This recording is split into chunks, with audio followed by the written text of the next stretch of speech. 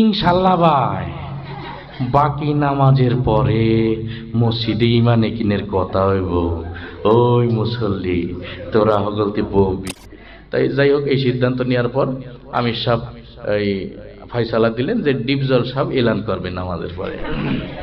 তো নামাজের পরে ডিপজল এলান করতেছে এইভাবে, ইনশাল্লাহ ভাই, বাকি নামাজের পরে মসজিদে ইমানে কিনের কথা হইব।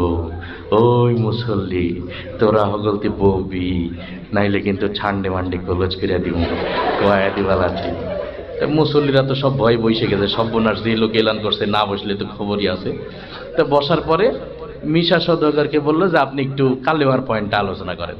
তো মিশা সওদাগর কালেমার পয়েন্ট আলোচনা করতেছে এইভাবে, আমরা দু চোখে যা কিছু দেখি আর না দেখি সব আল্লাহ সৃষ্টি মাখলুক।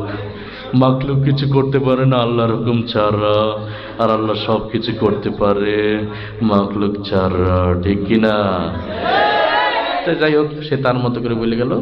এরপরে ওই ডিপজলকে আবার বললো যে আপনি একটু নামাজের বিষয়টা আপনার মতো করে বলেন।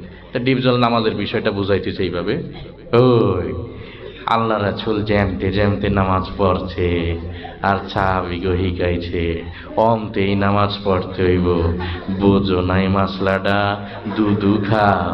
এই ইমাম সাহেব আরে নামাজ শিখাই দিবে। যাই হোক, সে তার মতো করে বললেন। এরপরে জিকিরের বিষয়টা দিয়ে হলো কাবিলাকে। তা কাবিলা জিকিরের বিষয়টা তার মতো করে বলতেছে এইভাবে, ওর হালতে মাওলা পাকের জিকির তোমার দিলের ভিতরে টাস টাস করে বাজতে থাকে। জিকির হইলে যদি তুমি কবরের ভিতরে হান দাইতে পারো তাইলে তো বাইসি গেলা, আর জিকির না হইলে কবরে গেলে ফেরেশতারা তোমার 14 শিখের ভিতরে হান দেয়নি। তো যাই হোক, সে তার মতো করে বললো। এরপরে ইকরামুল মুসলিমিন, মুসলমান পরস্পর ভালোবাসার ইদ্যতা, এটা দিয়ে হলো নায়ক ওমর সানিকে। তো নায়ক ওমর সানি তার মতো করে বলতেছে এইভাবে, একজন মুসলমান আরেকজন মুসলমানের দুঃখ কষ্ট ভাগাভাগি করে না, নাম ইকরামুল মুসলিমের।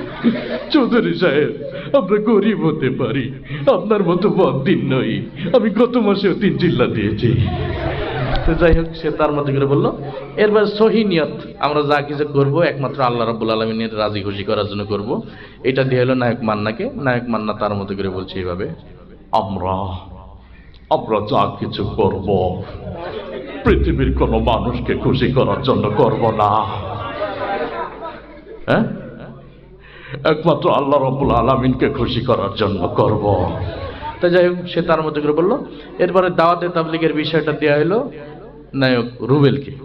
তো নায়ক রুবেল তার মতো করে দাওয়াতে তাবলীগের বিষয়টা বলছে এইভাবে, আল্লাহর দিয়া জান, আল্লাহর দিয়া মাল, আল্লাহর দিয়া সময় দিয়ে আল্লাহর রাস্তায় বের হয়ে আল্লাহর দিয়া জান মাল সময়ের সঠিক মূল্যায়ন করতে হবে।